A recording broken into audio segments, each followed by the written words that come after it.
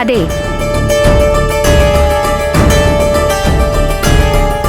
എനിക്കൊരു 5000 രൂപ വേണം. 5000 രൂപയോ? അതിപ്പോ என்ன വീണുകുട്ടി, സൗഖ്യം താനാ? പഠിപ്പൊക്കെ എപ്പിടി ഇருக்கு? എന്താ ഏട്ടാ, മലയാളം പറഞ്ഞാൽ മനസ്സിലാവില്ലേ? എനിക്കൊരു 5000 രൂപ വേണമെന്ന്. അല്ല, അതിപ്പോ രോഹിണി ഇവിടെ ഇല്ല. ഞാനായിട്ട് രൂപ തന്നാ. എന്നമ്മ പ്രശ്നം? രൂപ എതുക്ക്? നീ അങ്ങോട്ട് മാറി നിൽക്ക്.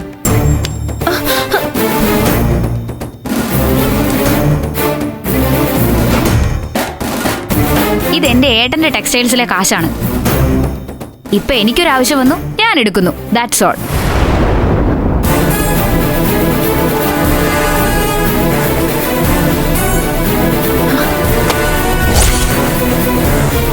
വീണമ്മ, ഇതെങ്കിൽ നടക്കാതെ. நீங்க ചേട്ടനും അനിയത്തിയൊക്കെ അങ്ങ് വീട്ടില്. ഇവിടെ ഉത്തരവാദിത്വം ഞങ്ങൾക്ക് താ. കാശുക്ക് പ്രോബ്ലം വന്നാ സമാധാനം പറയേണ്ടത് നാങ്ക താ. ഒരു സമാധാനവും പറയണ്ട. വിനയചന്ദ്രന്റെ അനിയത്തി വീണ വന്നങ്ങ് എടുത്തു എന്ന് പറഞ്ഞാ മതി. ഞാനിവിടെ 5000 എടുത്തു എന്ന് എഴുതി വെക്കാം. എന്താ, അതോടെ നിങ്ങളുടെ പ്രശ്നം തീർന്നില്ലേ? മുടിയത്.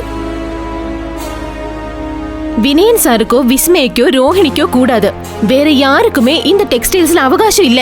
ഛേ, നീ ആരടി അത് എന്നോട് പറയാൻ?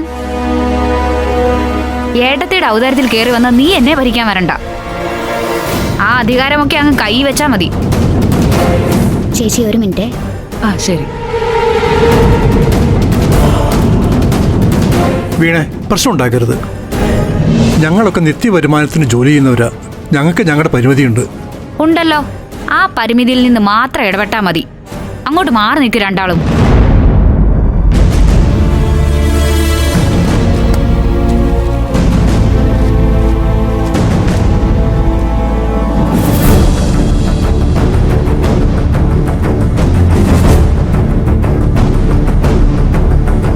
ഓ, വിളിക്ക് വിളിക്ക്. ആരെയാണെന്ന് വെച്ചാ വിളി. വിസ്മയ മേഡത്തെയോ രോഹിണി മേഡത്തെയോ, അതുമല്ല പോലീസിനെയോ വിളിക്ക്. ഞാൻ പറഞ്ഞോളാം കാര്യം എന്താണെന്ന്.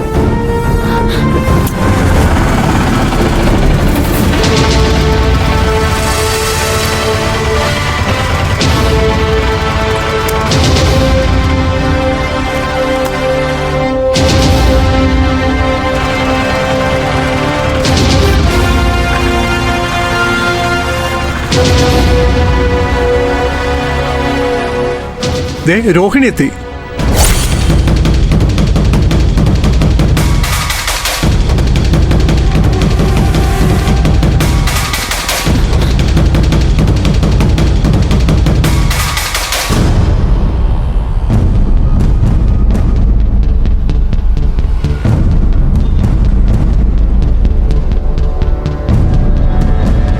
നീ എന്താ ഇവിടെ? അതെന്താ, ഞാൻ ഇവിടെ വരാൻ പാടില്ലേ? വരണ്ടെന്ന് ആര് പറഞ്ഞു? ഈ നേരത്ത് ഇവിടെ കൗണ്ടറിൽ നിനക്ക് എന്താ കാര്യം എന്നോ ചോദിച്ചേ. എന്താ ഇതൊക്കെ? വീണമോള് വന്ന് എന്നെ തട്ടി മാറ്റി കൗണ്ടറിൽ പണം എടുത്തു. ഞാൻ എന്ത് ചെയ്യാനാ?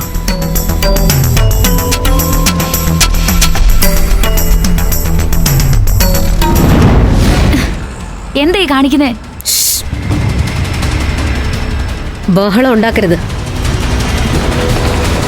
തൽക്കാലം വീണ പുറത്തിറങ്ങ്.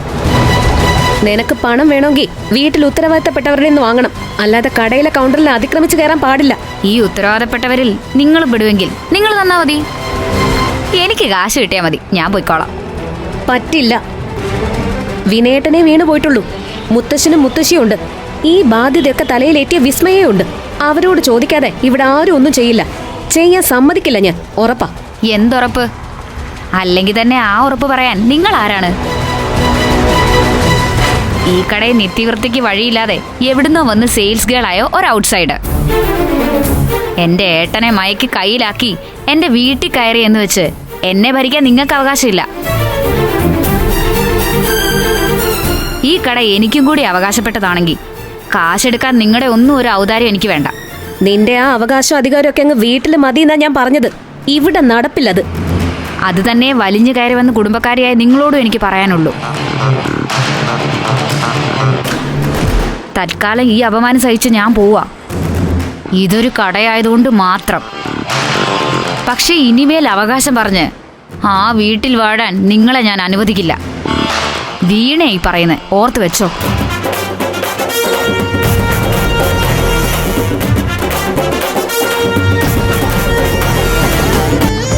കുടുംബങ്ങളിൽ കൂട്ടുകൂടിയ 10 വർഷങ്ങൾ.